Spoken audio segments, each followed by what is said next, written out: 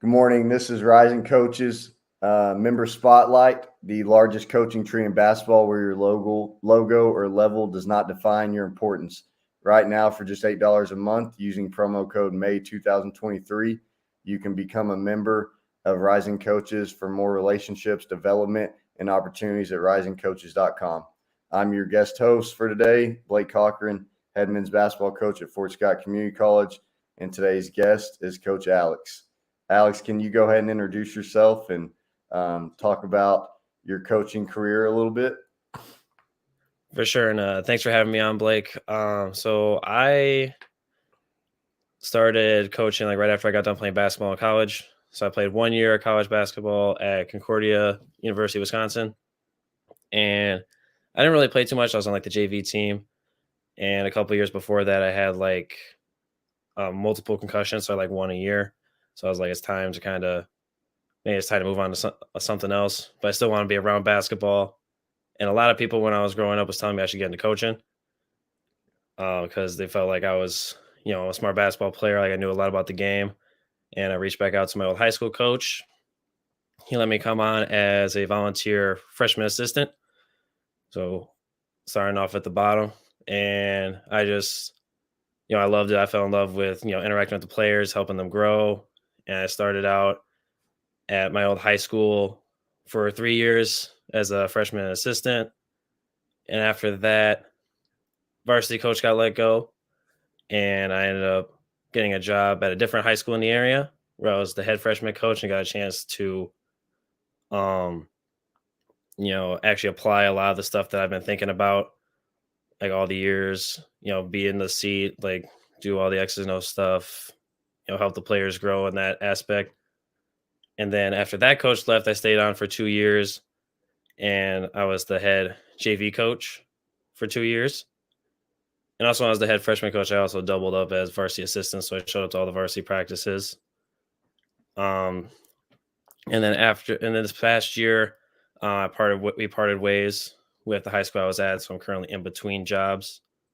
But in between there, I've worked with the National Basketball Academy. They do a lot of they're an AAU program that does skills leagues, all this other stuff. And they have programs in Florida, Ohio, Milwaukee, a bunch of different places. I also coached AAU multiple times. And through TNBA, I've done some skills training in there where I've helped train youth athletes. And I also have some skills experience helping out with one of my friends who he does real work basketball now. It was Thrive 3, or he was with Thrive 3 basketball. And I helped do college and some pro guys in there as well. So gain some experience in that part. But that's kind of how I got here to where I'm at now. Awesome. So talk a little bit about being the head freshman coach under another coach, and then you stayed on staff and you became the head JV coach under a different head coach. Did you keep your same philosophy through different coaches, or did you change some stuff because of how they ran their offense, or did you learn stuff that caused you to change offense, defense, all that good stuff? So it was an interesting transition because the first varsity coach I had was more or less kind of let me have more freedom. So he was, he came in, he's the first year was okay, we're trying to run this offense.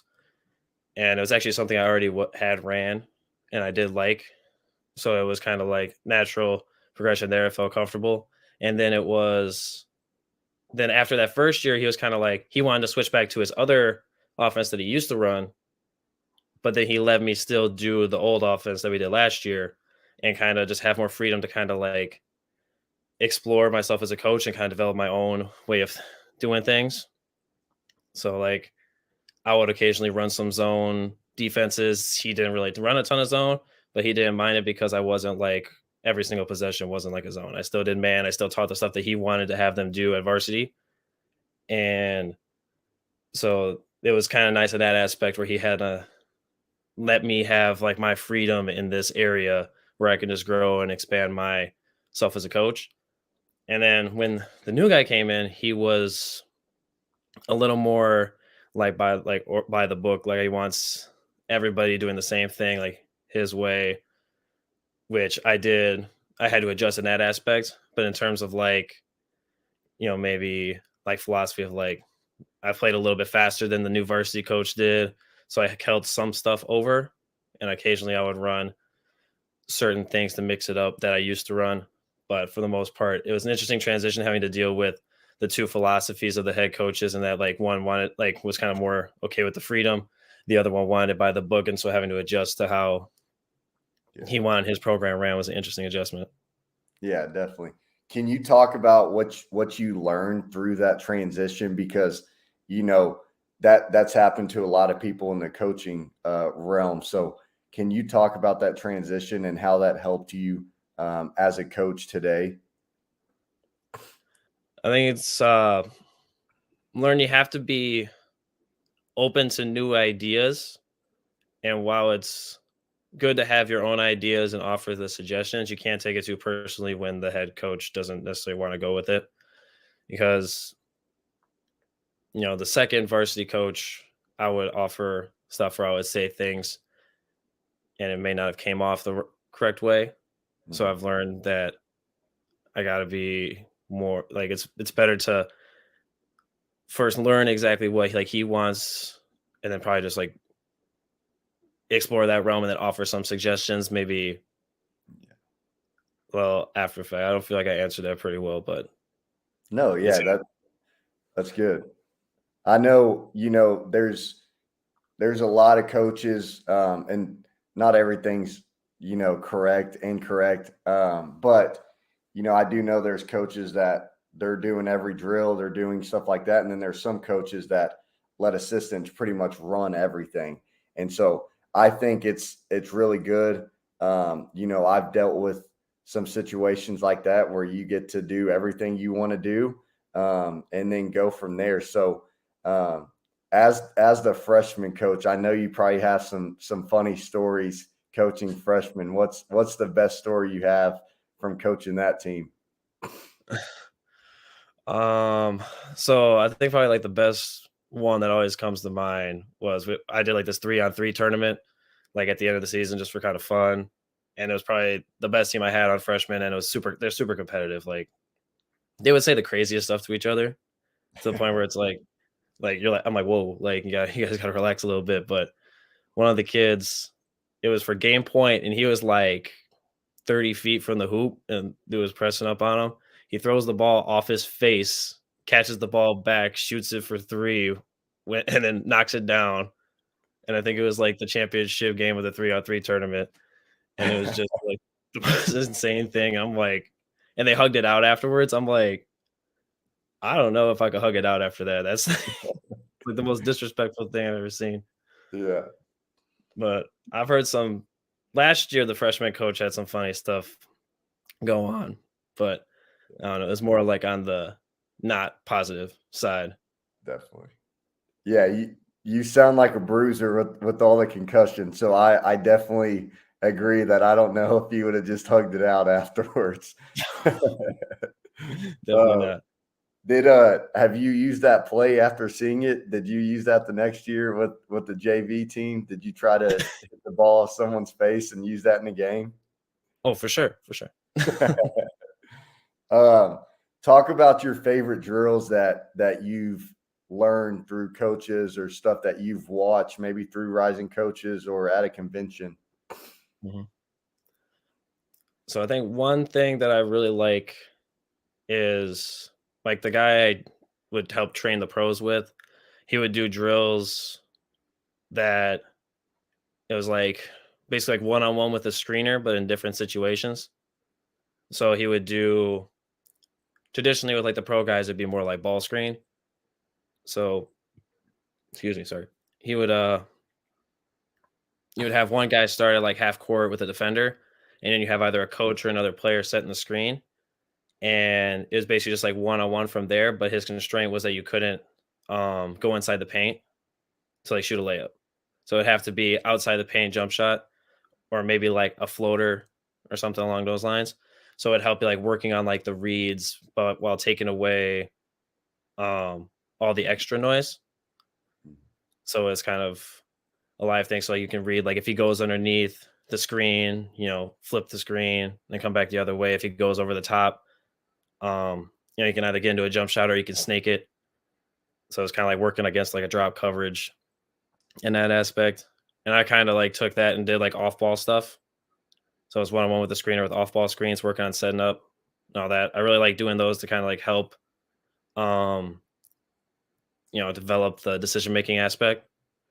And there was another drill I started doing last year to help out like that 0.5 second decision making concept. When like you catch the ball, you really want to make those shoot, pass, or dribble decision real quick to take advantage of the defense and rotation. And the it was like 4v3, kind of like a shell type look. And you just pass it around. You can first start just like passing around, getting the movement, and then you could add like each player gets one dribble when they catch the ball, and you work in cuts. So it's like you're working on the quick decision making, seeing the cutting opportunities when they're open. So that like if you're pushing in transition, you got the advantage, or even like in a half court offense, you're looking to try and capitalize on those opportunities. Yeah. No, that's good. I know that helps develop them and make them into better basketball players, because we all know if you start moving the ball a little bit, the help looks like the NBA where they can't help in the paint. So you've got to make quick decisions. And if you do, you typically score, you get your team to score. So Hmm. that's great. Um, Talk about some stuff that you did maybe on the freshman team coaching them, that maybe it could be development, or you had to spend more time with the freshmen versus with the JV program. I think, at some point, there's a lot of people that are in college right now that will end up coaching high school. And so, I think that would benefit a lot of listeners for sure. Hmm. Well, I think at the freshman level, you're kind of like setting the base every year for the program. So like you're getting them exposed to um just like obviously the concepts that the varsity and the high school program want to run, but then like they only typically in youth you practice like twice a week. You Mhm. maybe have a program that practices 3 times. So they don't have a ton of they don't like they don't really know like what it's like to have to actually like show up every day, have to practice. And that's a big adjustment, like trying to get them to like, obviously the not jogging to stuff and, understanding like how to work hard in the drills. But I think like the one thing that's kind of like, it's just like the little more like fundamental stuff. Like you guys said, the groundwork for like, if you're setting off ball screens in your offense, like a lot of kids like don't really know how to set effective screen, and like just like little stuff like that. And even because like you never know like what they've been taught before.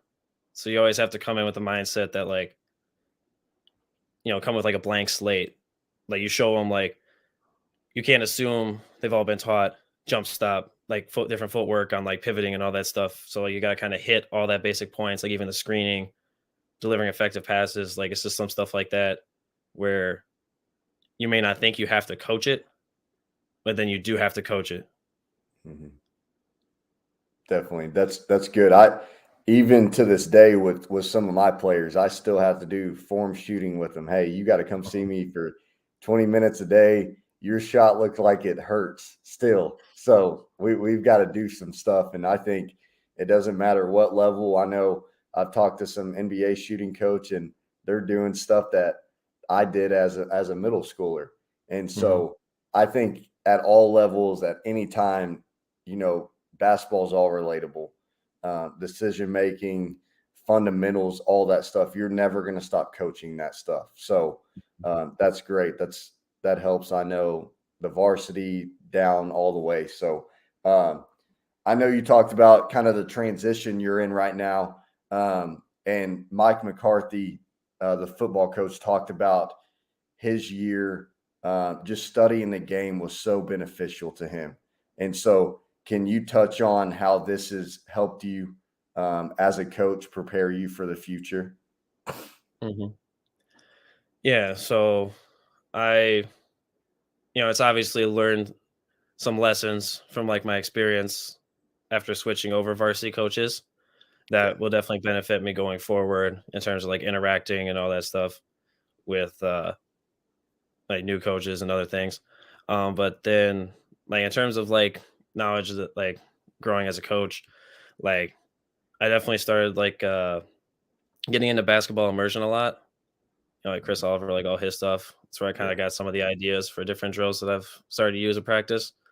But then typically like every year I go back and like I watch um like every game we played from the season before and usually pick like one thing out of it or like one thing I would like to know. Like I think last year we didn't help strong side almost on any drive. So I just wanted to compare like what happened when we did versus did not help strong side.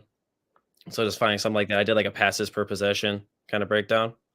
So using that to kind of grow and watching a lot of like the playoffs, the NBA playoffs and like other stuff, kind of like you said, like Mike McCarthy did, watching like the whole NFL season, breaking down like every game, just kind of trying to pick up different concepts from there, or like just maybe like the adjustments like from game to game, like see like okay, like you know, Anthony Davis was guarding like Gary Payton a couple games ago, and then he switched to Andrew Wiggins.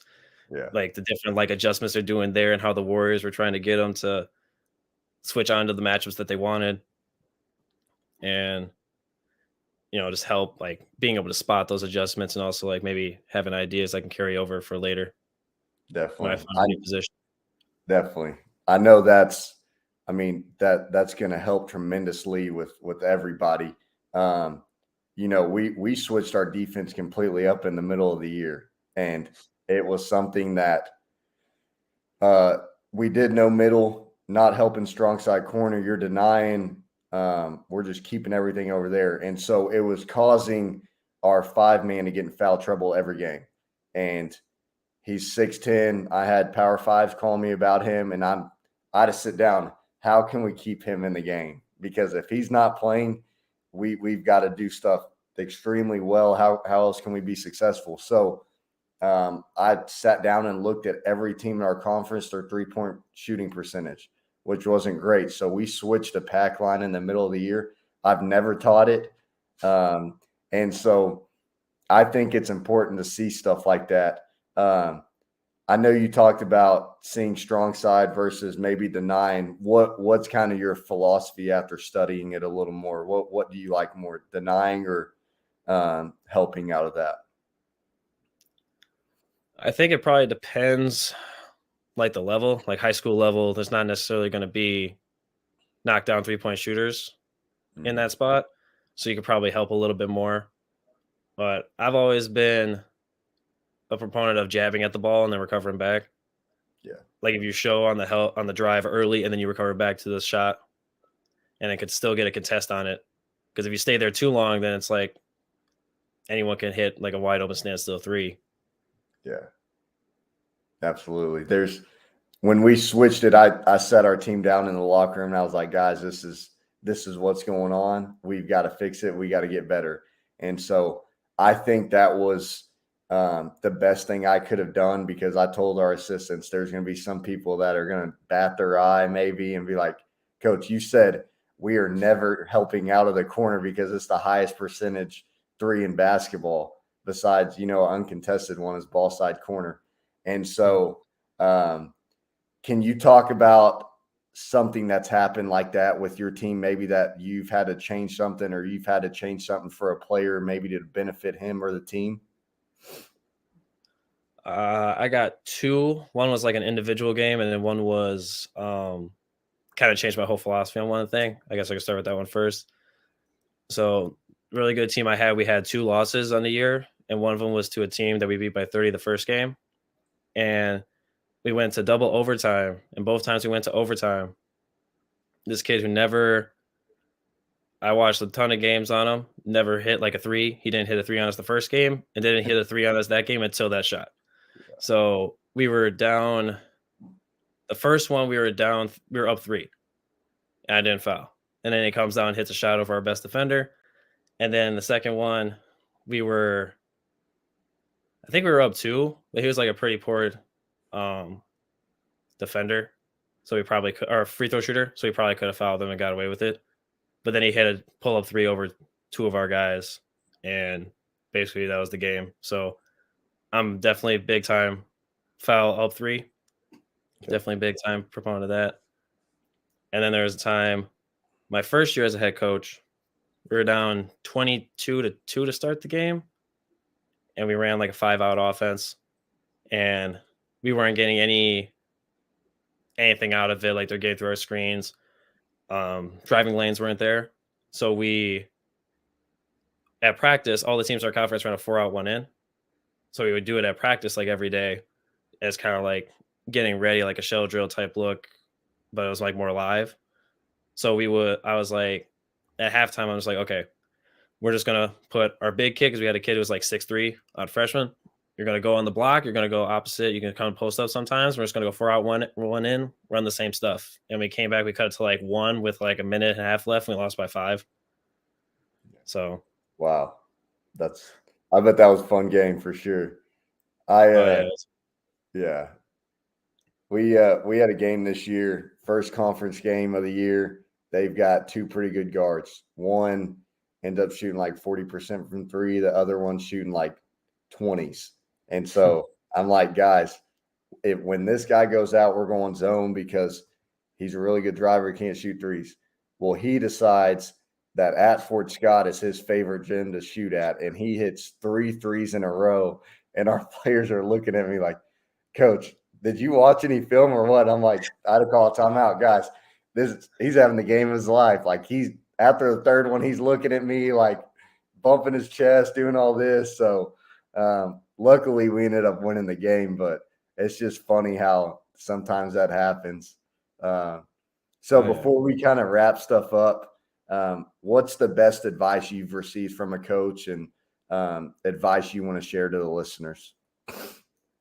I guess. I think one of the best advice I always come back to, like the help, like I guess it's more for the players, and I guess it can kind of apply everywhere. But one of my varsity coaches when I was a player told me, if the coach isn't talking to you, he doesn't care about you. So it's kind of along the lines of like, if he's not helping you, like if he's not critiquing stuff, he's not giving you advice on like things to do at practice, it's usually because he's kind of looked past and he thinks that you're going to be like the player that you are. So if I'm talking to you, if I'm spending the time to like critique that closeout, critique this, that means that I definitely, you know, I definitely believe that you can be a great player, a good player. I see the potential in you. So that I think that could apply for like everything. Like if you have like a boss who might be getting on you, it's probably because they feel like you can be a better version of yourself than that you are right now. Yeah. And I guess my advice would just be to look for any opportunity to get better. And I think rising coaches definitely like helps with that. Like I had, it definitely, when they say like the symbol doesn't matter, like it really doesn't. Like I've gone to like conventions or like Zoom calls during COVID, like, everyone was open, everyone was talking to you, but then like I go to other conventions that are more big time and you mention your high school coach and I'm like, oh, it's all right. See you. Yeah. So like just continue to look for ways to improve. And I think rising coaches definitely is a good way to do that. I agree. This platform is amazing. It's helped me out tremendously, learning and making connections, and it's been great. And I agree about the logo. You never know where a coach is going to end up. I kind of saw that at the Final Four in New Orleans. There was a guy that took part of his day to talk to every coach. Like he just stayed around to talk to people, and you could see people that were generally interested in the conversation and people like, okay, like, nice to meet you, have a good day. And like he ended up being the player development or something at Central Florida the next year, probably because of what he was doing. And so you just never know where someone's going to be. And, people that you stop and talk to that aren't at where you're at right now are always going to remember that. And I think that's really important. We're all coaches at the end of the day. It doesn't matter if it's middle school, 5U, AAU, because I know they have AAU starting out with 20, 40 rankings already and stuff like that. So that's something that's great that you mentioned that, because that's good advice for anybody. So before, last thing, do you want to share anything to the listeners before we head out? This has been a lot of fun. No, I think it was I think it's a lot of good stuff. I appreciate you. You guys are rising coaches, giving me the opportunity to be on here. I look forward to whatever comes next. Absolutely. We thank you, and thank you for everybody that's listening. From myself, from Alex, from Rising Coaches. I know if anybody needs anything, you can reach out to either of us. We'll help out any way we possibly can. Thank you guys again, and hope everyone has a great weekend.